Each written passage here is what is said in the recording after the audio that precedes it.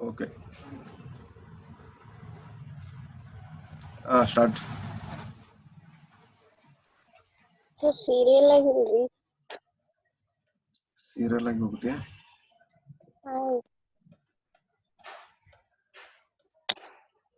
Back हो गया ना. Introduction. Yeah. Start. Okay. Hey, good morning.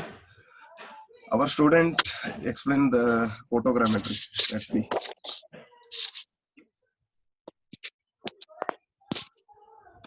Myself, Vaishnavi Patil. Today I am going to explain about photogrammetry. Photo means picture, grammetry means measurement. Therefore, photogrammetry equal to photo measurement.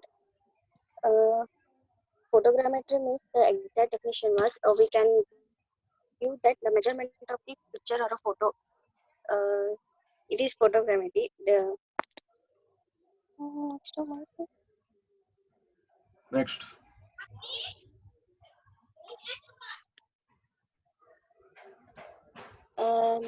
This is the camera lecture outlines and definitions of principles of photogrammetry uses a aerial camera, aerial photographer, scale of vertical and tilted photographer, ground coordinates, the procedure of aerial survey, photo maps and mosaics, stereoscopes. Introduction. Definitions of photography: the art, science and technology of obtaining information about physical objects and the environment by photographic and electromagnetic images. This means this is the art and the science and the technology.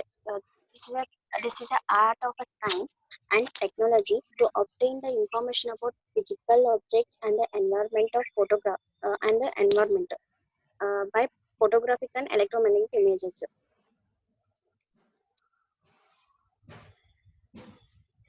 Basic information.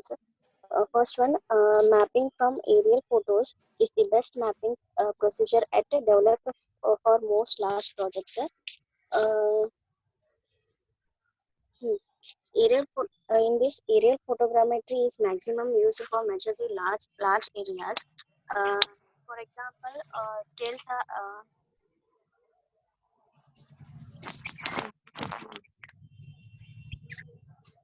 for example, by using scales, we can measure the areas. For small areas, we use maps, and for large areas, we use topo sheets. Examples used successfully for maps varying in scale from 1 lakh. 1 lakh and 1:120 with counter intervals as small as 1 foot. We can take the images from 1 foot to 1:1 lakh. 1 lakh. Next one, topographic mapping is the most common from USGS updated and done in this way. United States Ground Survey has updated to take the photos. Third one, used to reconstruct a scaled three-dimensional optical model of the land surface using a stereo plotter. This is used to reconstruct a scaled three-dimensional optical model into a two-dimensional optical one using stereo plotter as shown in the maps. Okay. Uses aerial photos. Geological investigations. In geological investigations, we can find the different types of rocks and minerals. Next, in soil surveys, we find we can use this in a soil survey for the to check the conditions of soil. Next, land surveys. It is very important. It is very important one. In land survey, we do planning for the towns and something areas, etc.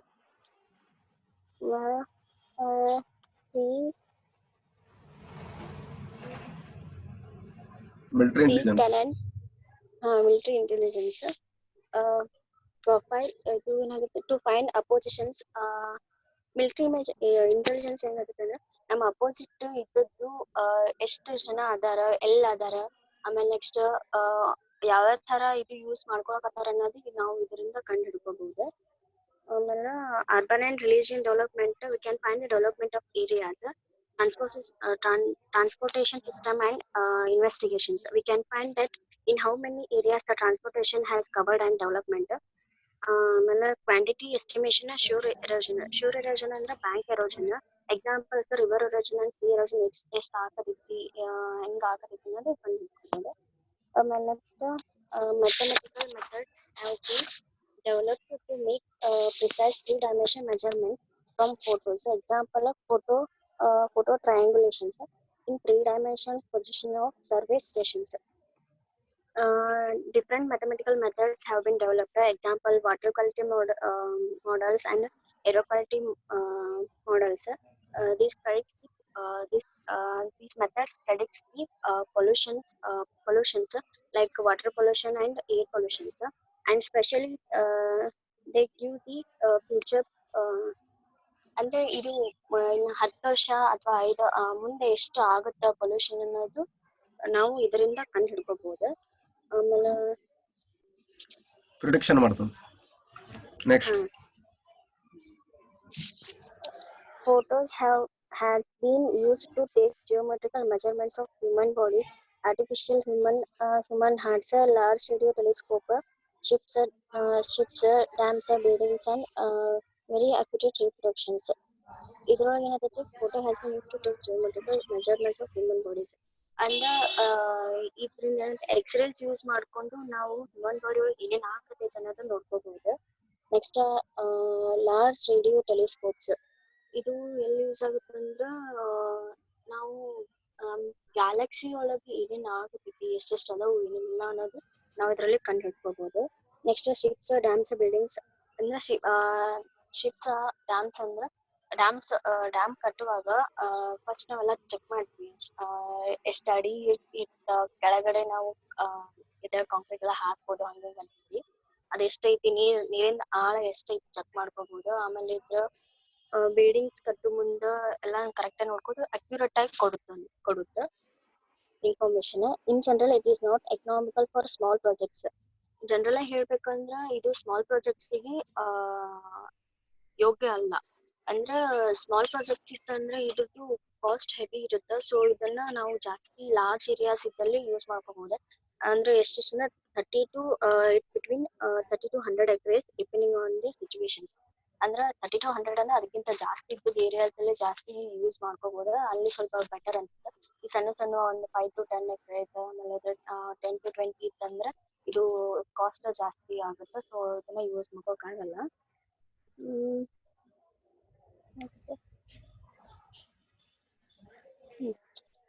Photogrammetry cannot be used successfully over the following types of terrain. ಅಂದ್ರೆ ಫೋಟೋಗ್ರಾಮೆಟ್ರಿ ಎಲ್ಲೆಲ್ಲಿ use ಮಾಡಕ್ ಆಗಲ್ಲ. Desert or plain areas, desert ಒಳಗ ಅಥವಾ plain areas ಒಳಗೆ use ಮಾಡೋಕ್ಕಾಗಲ್ಲ. Sandy beaches ಒಳಗೆ use ಮಾಡೋಕ್ಕಾಗಲ್ಲ. ಅಂಡ್ ಸ್ನೋ ಎಲ್ಲೆಲ್ಲಿ ಜಾಸ್ತಿ ಸ್ನೋ ಎಲ್ಲ ಇರುತ್ತಲ್ಲ ಲೈಕ್ ಹಿಮಾಲಯ ಪ್ರದೇಶ ಅದೆಲ್ಲ ಯೂಸ್ ಮಾಡೋಕ್ಕಾಗಲ್ಲ. The photographs as uniform shades with little texture ಅಂತಾರೆ. Deep canyons are high buildings that conceal ground surfaces. Deep canyons ಅಂದ್ರೆ ಜಾಸ್ತಿ ಆಳ ಇದ್ದಿದ್ದು ಹೈ ಬಿಲ್ಡಿಂಗ್ಸ್ ಇದ್ದಲ್ಲಿ ಎಲ್ಲ ಯೂಸ್ ಮಾಡೋಕ್ಕಾಗಲ್ಲ. Areas covered by dense forest, ಜಾಸ್ತಿ ದಟ್ಟವಾದ ಕಾಡ್ ಇರುತ್ತಲ್ಲ ಅಲ್ಲಿ ಅಂತ ಏರಿಯಾದೊಳಗ ಇದನ್ನ ಯೂಸ್ ಮಾಡಕ್ ಆಗಲ್ಲ.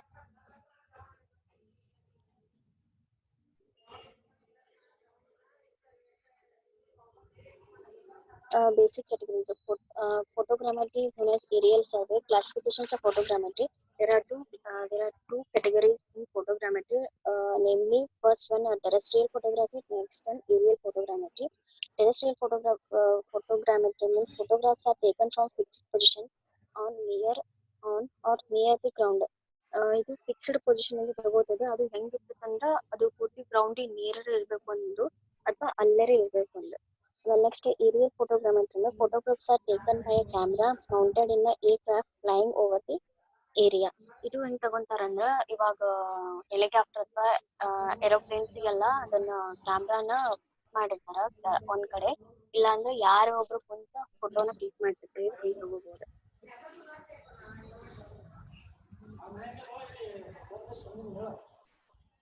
Photogrammetry for engineering. Define the photogrammetry is the process of measuring images on photographer. It is a process of measuring the images from the photographer. Modern photogrammetry also uses radar imaging, radiant electromagnetic energy detection, and X-ray imaging called remote sensing. It is a part of remote sensing actually. We can use this photogrammetry in X-rays and radiant electromagnetic energy detections, etc.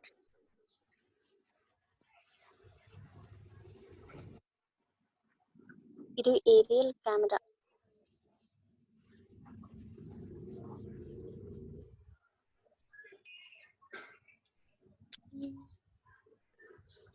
Types of aerial photographs. There are 4 types of aerial photographs: vertical photographs, oblique photographs, convergent photographs, trimetrogen photographs.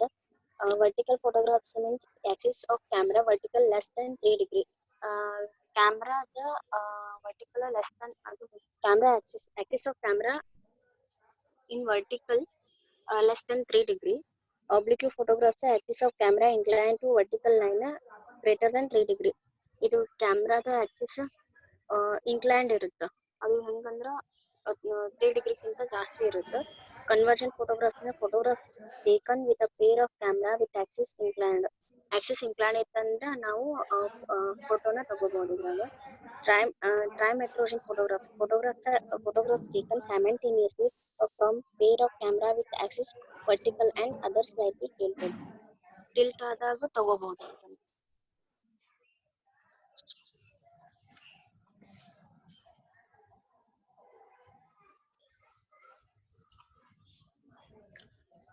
Okay.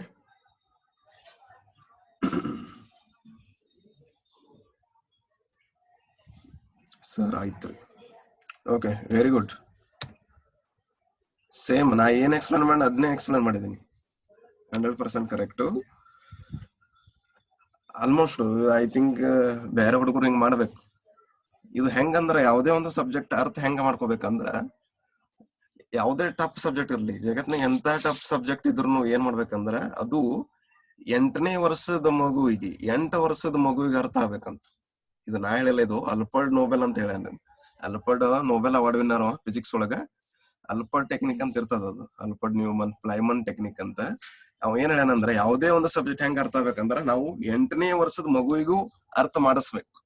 ಅದ್ ಎಂತ engineering ಆಗಿರ್ಲಿ, mechanical engineer, EC ಆಗಿರ್ಬೋದು, CS ಆಗಿರ್ಬೋದು, ಆ concept ಹೆಂಗ್ ಅರ್ಥ ಮಾಡ್ಬೇಕಂದ್ರ 8ನೇ ವರ್ಷದ ಮಗುವಿಗೆ ಅರ್ಥ ಮಾಡ್ಬೇಕು. ನೀವು ಅಷ್ಟೇ, ನಮ್ ಸ್ಟೂಡೆಂಟ್ಗಳು ಏನ್ ಮಾಡ್ಬೇಕಂದ್ರ ನಿಮ್ದು ಯಾವ್ದ್ರೆ ಓನ್ಯಾಗ ಹುಡುಗರು ಅದು ಯಾರೇ ಇರ್ತಾರ, 8ನೇತೆ ಅಟ್ಲೀಸ್ಟ್ 3ನೇತೆ 4ನೇತೆ ಹುಡುಗರು ಅಥವಾ 1ನೇತೆ 2ನೇತೆ ಇರ್ತಾರ, at least English medium Kannada medium, ಅವ್ರಿಗೆ ನಾವು ಎಕ್ಸ್ಪ್ಲೇನ್ ಮಾಡ್ಬೇಕು ನಮ್ ಕಾನ್ಸೆಪ್ಟ್ ಅನ್ನ. ಹೆಂಗ್ ಎಕ್ಸ್ಪ್ಲೇನ್ ಮಾಡ್ಬೇಕು, ಅವನಿಗೆ ಅರ್ಥ ಆಗ್ಬೇಕು. ಅವನಿಗೆ ಅರ್ಥ ಆದ್ರೆ ಅಂದ್ರೆ ನಿಮ್ಗೆ ಅರ್ಥ ಆದಂಗೆ. ಅದೇ ಇದು ಇಟ್ಸ್ ಅ ಸಿಂಪಲ್ ಕಾನ್ಸೆಪ್ಟ್. ಆಮೇಲೆ ಅದನ್ನ ಏನ್ ಮಾಡ್ಬೇಕು, ಅವ್ನಿಗೆ ಅರ್ಥ ಮಾಡಿಸಂತೆ ಅದನ್ನ ನಮ್ಮ ಲ್ಯಾಂಗ್ವೇಜ್ನಾಗ ಬರೀಬೇಕು, ನಮ್ಮ ಓನ್ ಲ್ಯಾಂಗ್ವೇಜ್ದಾಗ, ಅಂದ್ರೆ ಓನ್ ಇಂಗ್ಲಿಷ್ದಾಗ. ಹಂಗೆ ಅದನ್ನ ಸಿಂಪ್ಲಿಫಿಕೇಶನ್ ಮಾಡ್ಕೋತ ಪ್ರಾಪರ್ ಡೆಫಿನಿಷನ್ ಮಾಡ್ಬೇಕು. ಇದ್ರ ಟೆಕ್ನಿಕ್ ಯೂಸ್ ಮಾಡ್ಬೇಕು. ಅದ್ರ ಸಂಬಂಧ ಇದು ರಿವಿಷನ್ ಕಂಡಕ್ಟ್ ಮಾಡಿದ್ವಿ ನಾವು.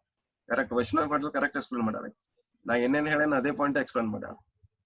ಓಕೆ, ಹಿಂಗೆ ಅರ್ಥ ಮಾಡ್ಬೇಕು. ಯಾವುದೇ ಸಬ್ಜೆಕ್ಟ್ ಆಗಿರ್ಲಿ ಹಿಂಗೆ ಅರ್ಥ ಮಾಡ್ಕೊಂಡ್ರೆ ಅರ್ಥ ಆಗತ್ತೆ. ಅದ್ರ ಸಂಬಂಧ ಇದು ರಿವಿಷನ್ ಮಾಡಿದ್ದು, ಬಟ್ ಯಾರು ಅಟೆಂಡ್ ಆಗ್ಲಿಲ್ಲ. ಓಕೆ, ನೆಕ್ಸ್ಟ್ ಏನ್ ಬರ್ತದ, ಪ್ರಿನ್ಸಿಪಲ್ ಆಫ್ ಏರಿಯಲ್ ಸರ್ವೆ. ಅಂದ್ರೆ ಇದೇನು ಒಂದು ಇಮೇಜ್. ಇದು ಇಮೇಜ್ ಎದರದಂದ್ರ ಕ್ಯಾಮ್ರಾ ಎಲ್ಲದ, ಇಮೇಜ್ ಎಲ್ಲದ, ಓಕೆ, ನಮ್ದು ಲೈನ್ ಎಲ್ಲದ. ಇಲ್ಲಿ ಓ ಅನ್ನೋದು ಒಂದು ಕ್ಯಾಮ್ರಾ ಇದು. ಓಕೆ, ನಮ್ದು ಓ ಅನ್ನೋದು ಒಂದು ಏನದು ಕ್ಯಾಮ್ರಾ ಪಾಯಿಂಟ್. ಅದು ಆ ಕ್ಯಾಮ್ರಾ ಪಾಯಿಂಟ್ ದಿಂದ ಒಂದು ಇಮೇಜ್ ತಗೋತೀವಿ. ಆ ಇಮೇಜ್ ಯಾವ್ದಿದ್ರಾಗ ABCD ಅನ್ನೋದು ಒಂದು ಇಮೇಜ್.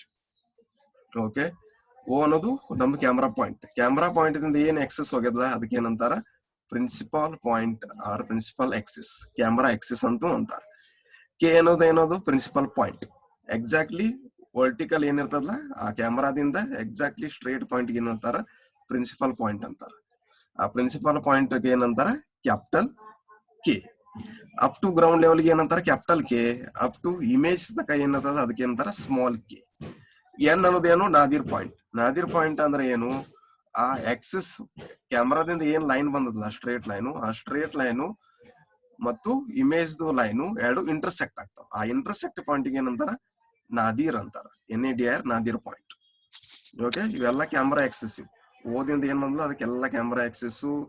ಎನ್ ಅನ್ನೋದು ಸ್ವಿಂಗ್ ಹೆಂಗಾಗ್ಯದ ಅಂದ್ರ ನಾದೀರ್ ಪಾಯಿಂಟ್ ದಿಂದ ಕ್ಯಾಮ್ರಾ ಆಂಗಲ್ ಕ ಒಂದು ಸ್ವಿಂಗ್ ಆಗ್ಯದ, ಅಂದ್ರ ಇಮೇಜ್ ಅಷ್ಟು ಹರಡೆ ಅದ, ಅದಕ್ಕೆ ಏನಂತಾರ ಸ್ವಿಂಗ್ ಅಂತಾರ. ಎಲ್ಲ technical term.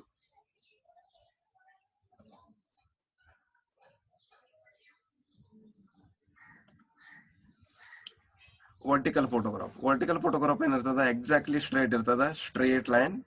Okay, it shows 90 degree ಅಥವಾ ಆರ್ಥೋಗೋನಲ್ ಎಲ್ಲಾನು ಅಂತಾರೆ ಇದಕ್ಕೆ. 90 ಡಿಗ್ರಿ ಏನಿರ್ತದ ವರ್ಟಿಕಲ್ ಇರ್ತದೆ, true vertical photograph. Next tilted ಎದಕ್ಕೆ ಆಗುತ್ತೆ ಅಂದ್ರೆ sometimes wind speed, due to wind speed, ಗಾಳಿ ಸ್ಪೀಡ್ ಹೆಚ್ಚಾದಾಗ ಏನಾಗುತ್ತೆ ಕ್ಯಾಮ್ರಾ ಆಂಗಲ್ ಸ್ವಲ್ಪ ಚೇಂಜಸ್ ಆಗುತ್ತೆ. ಕ್ಯಾಮ್ರಾ ಆಂಗಲ್ ಚೇಂಜಸ್ ಅಂತ ಏನಾಗುತ್ತೆ ಇಮೇಜ್ದು ಆಂಗಲ್ ಚೇಂಜ್ ಆಗುತ್ತೆ. ಅದಕ್ಕಾಗಿ ಏನಾಗುತ್ತೆ ಸ್ವಲ್ಪ ಆಂಗಲ್ ಇಲ್ಲಿ ಚೇಂಜ್ ಆಗುತ್ತೆ, ಅದಕ್ಕೆ ಏನಂತಾರು ಟಿಲ್ಟೆಡ್ ಫೋಟೋಗ್ರಾಫ್ ಅಂತಾರ. ಇಲ್ಲಿ ನೋಡ್ಬೋದು ನೀವು, ಇದು ಕ್ಯಾಮ್ರಾ ಲೆನ್ಸ್ ನಮ್ದು. ಓಕೆ, ಇದು ಇಮೇಜು. ನಾವು ಇಮೇಜ್ ಅನ್ನ ಏನ್ ಮಾಡ್ತೀವಿ, ನಾವು ಪಾಸಿಟಿವ್ ಇಮೇಜ್ ಅಂತ ಕನ್ಸಿಡರ್ ಮಾಡ್ತೀವಿ. ಮತ್ತು ಇದು ಲೆನ್ಸ್ ಏನ್ ಕನ್ಸಿಡರ್ ಮಾಡ್ತೀವಿ, ನೆಗೆಟಿವ್ ಅಂತ ಕನ್ಸಿಡರ್ ಮಾಡ್ತೀವಿ. ಇದು ನೆಗೆಟಿವ್, ಇದು ಪಾಸಿಟಿವ್ ನಮಗೆ.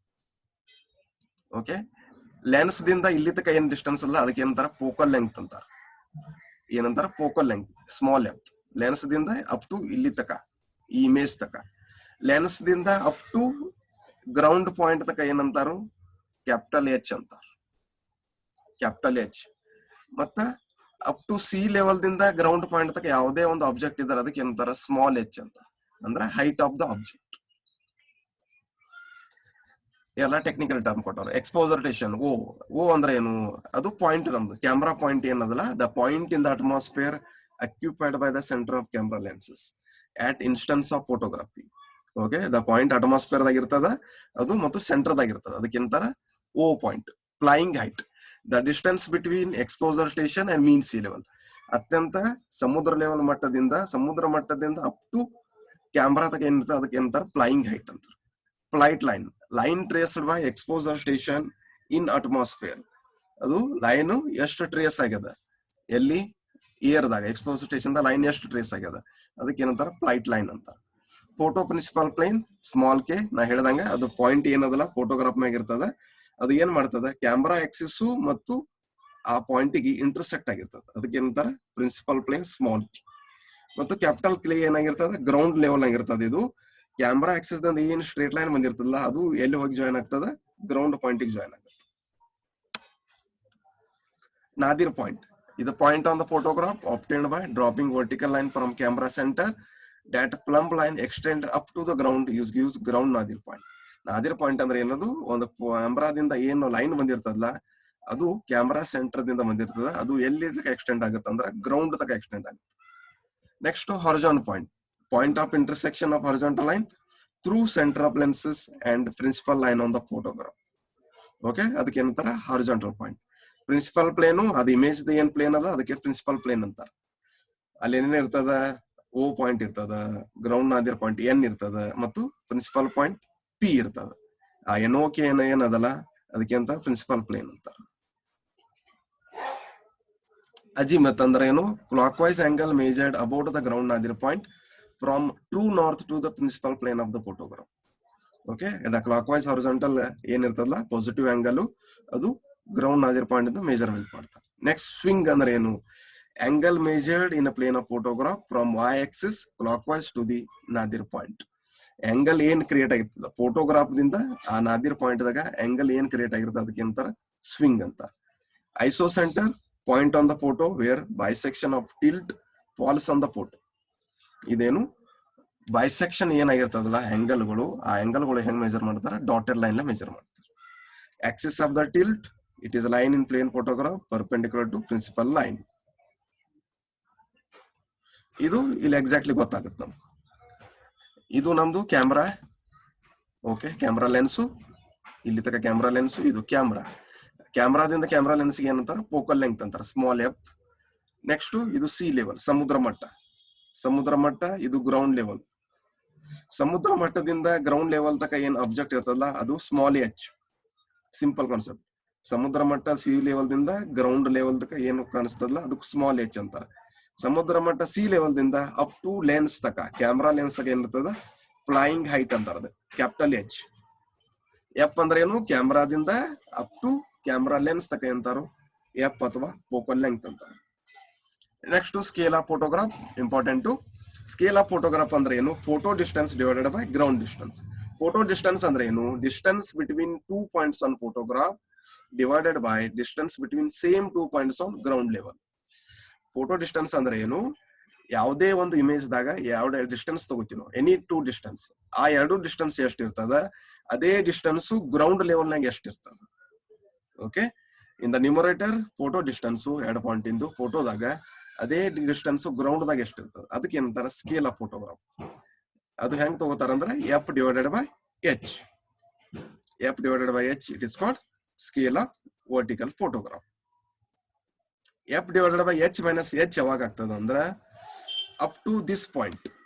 ಎಫ್ ದಿಂದ ಅಪ್ ಟು ದಿಸ್ ಪಾಯಿಂಟ್ ಏನಾಗ್ತದ ಎಚ್ ಮೈನಸ್ ಎಚ್ ಆಗುತ್ತೆ. ಯಾಕಂದ್ರೆ ಇದು ಎಚ್, ಇದು ಸ್ಮಾಲ್ ಎಚ್, ನಮಗೂ ಇದು ಬೇಕಾಗ್ಯದ. ಅದಕ್ಕೆ ಏನ್ ಮಾಡ್ತೀವಿ ನಾವು, H minus small H it gives up to this distance. This distance ಏನಾಗುತ್ತೆ F divided by H minus H, scale of vertical photograph. Okay, ನಾ ಹೇಳ್ದಂಗ ಇದು ನೆಗೆಟಿವ್ ಇಮೇಜ್ ಕನ್ಸಿಡರ್ ಮಾಡ್ತೀವಿ. ಓಕೆ, ಅಪ್ ಟು ಲೆನ್ಸ್ ತಕ, ಆಮೇಲೆ ಲೆನ್ಸ್ ನಿಂದ ಏನ್ ಮಾಡ್ತೀವಿ ಪಾಸಿಟಿವ್ ಇಮೇಜ್ ಕನ್ಸಿಡರ್ ಮಾಡ್ತೀವಿ. ಇದಕ್ಕೆ ಏನಂತಾರ ಎಫ್ ಅಂತಾರ, ಫೋಕಲ್ ಲೆಂತ್ ಅಂತಾರ. ಮತ್ತು ಗ್ರೌಂಡ್ ಲೆವೆಲ್ ತಕ ಏನಿರ್ತದ ಎಚ್ ಮೈನಸ್ ಎಚ್ ಅಥವಾ H minus H P. Ground ತಕ ಏನಿರ್ತದ ಸ್ಮಾಲ್ ಎಚ್ ಇರ್ತದ, ಎಲ್ಲಿ ಹಿಡಿದ ಸಮುದ್ರ ಮಟ್ಟದಿಂದ. ಆಮೇಲೆ ಕ್ಯಾಪಿಟಲ್ ಎಚ್ ಅಂದ್ರೆ ಏನು, ಸಮುದ್ರ ಮಟ್ಟದಿಂದ ಅಪ್ ಟು ಲೆನ್ಸ್ ತಕ ಕ್ಯಾಪಿಟಲ್ ಎಚ್ ಇರ್ತದೆ.